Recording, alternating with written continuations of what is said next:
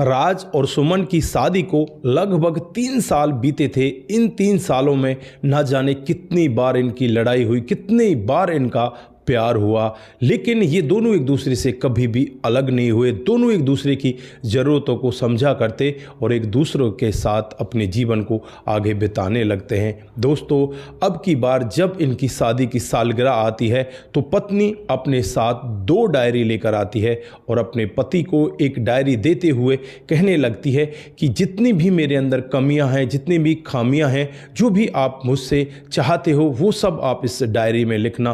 पूरे 1 साल का वक्त है और 1 साल बाद हम एक दूसरे की डायरियों को देखेंगे। दोस्तों, अब यहाँ पर धीरे धीरे समय बीतने लगता है।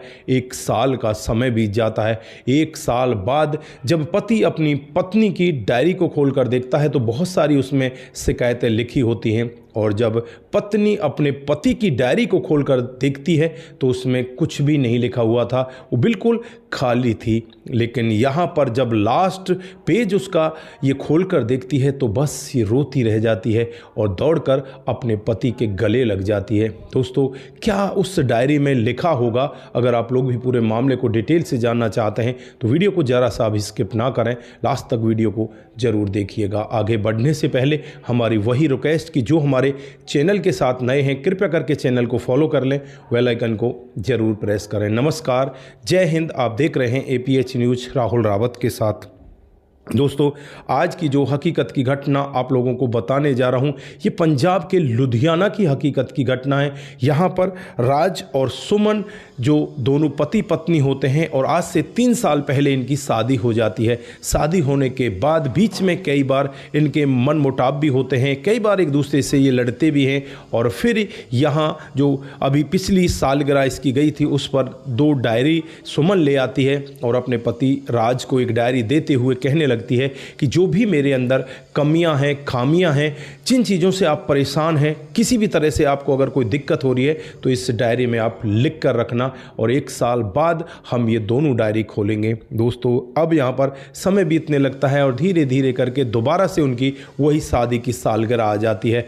पत्नी यहाँ पर आज गुस्से में होती है और पत्नी अपने पति को अपनी डायरी देती है।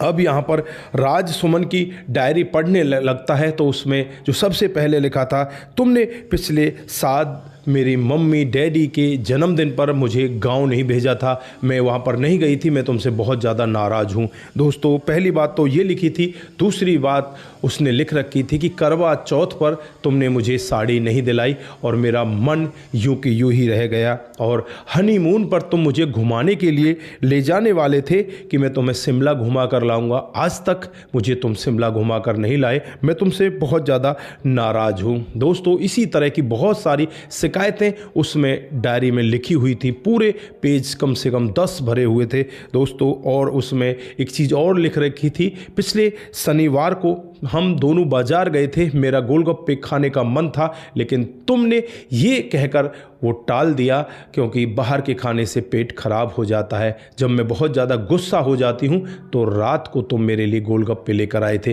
तुम मुझे प्यार भी करते हो लेकिन प्यार तब करते हो जब मैं नाराज़ हो जाती हूँ। दोस्तों, इस तरह की यहाँ पर उस डायरी में बहुत सारी बातें लिखी होती है। पति ये सब बातें पढ़ पढ़ कर हंसता रहता है, कुछ भी यहाँ पर अपनी पत्नी को नहीं कहता, ना ही पत्नी से नाराज़ होता।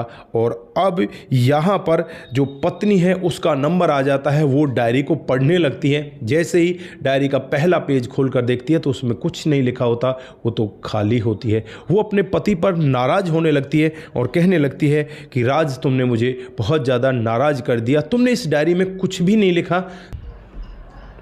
राज कहने लगता है कि आप इसका ना लास्ट पन्ना खोल कर देखिए। फिर यहाँ पर जो पत्नी होती है वो लास्ट पन्ना खोल कर देखने लगती है। उसमें राज ने लिख रखा था कि मैं तुम्हारी बुराइयों के बारे में क्या ही लिखूं, मैं तुम्हारी अच्छाइयों के बारे में लिखने लगा तो मेरे ये पन्ना बिल्कुल कम पड़ जाते, इसलिए मैंने इसमें कुछ लिखा ही नहीं। बस ये लिखा है, तुम मेरा कितना ख्याल रखती हो, तुम मेरी पसंद नापसंद के बारे में कितना जानती हो, मैं सुबह ऑफिस उठकर जाता हूँ तो तुम मेरे लिए खाना पैक करती हो और तुम मेरा टिफ़िन बनाकर मुझे देती हो, मेरे कपड़ों का ख्याल रखती हो, मेरे लिए हर तरह से तुम हर समय तैयार रहती हो। मैं तो भगवान से यही प्रार्थना करना चाहता हूँ, अगर मुझे जितने भी जन्म मिले मुझे तुम ही बीवी के रूप में मिलो, मेरी पत्नी तुम ही बनो। दोस्तों, पत्नी ये वाक्य पढ़ते पढ़ते और अपनी आंखें भर लाती। उसमें ये भी लिख रहा था कि तुम मेरी लंबी आयु के लिए हर बार करवा चौथ का व्रत रखती हो, पूरे दिन भूखी रहती हो और शाम को मेरे आने का इंतजार करती हो। मैं तो यही चाहूँगा कि हर जन्म में तुम जैसी पत्नी ही मुझे मिले। दोस्तों, चारों तरफ अब यहाँ पर जो पत्नी है बिल्कुल भावुक हो जाती है। भावुक होकर जो भी गिले शिकवे होते हैं उन सबको भूल जाती है और भूलकर अपने पति के गले लिपट कर रोने लग जाती है। कहने लगती है कि मैं भी यही चाहती हूँ कि हर जन्म में मुझे तुम जैसा ही पति मिले। तो दोस्तों, ये आज एक छोटी सी कहानी थी। यहाँ पर पति पत्नी एक दूसरे से नाराज भी होते हैं, गुस्सा भी होता है। ये हर पति पत्नी के बीच में होता है। ये नहीं कि आप ही ऐसे पति पत्नी हो जिनके बीच में झगड़ा हो रहा है। हर एक घर में झगड़ा होता है। कौन सा ऐसा घर है जहां पर झगड़ा नहीं होता? लेकिन झगड़े को करने के बाद भी अगर आप एक जगह रहते हो, एकजुट रहते हो, यही होता है एक दूसरे के साथ आगे बढ़ने का वादा, जीवन में आगे बढ़ने का इरादा और एक दूसरे के साथ प्यार लगाव, इसी को कहते हैं।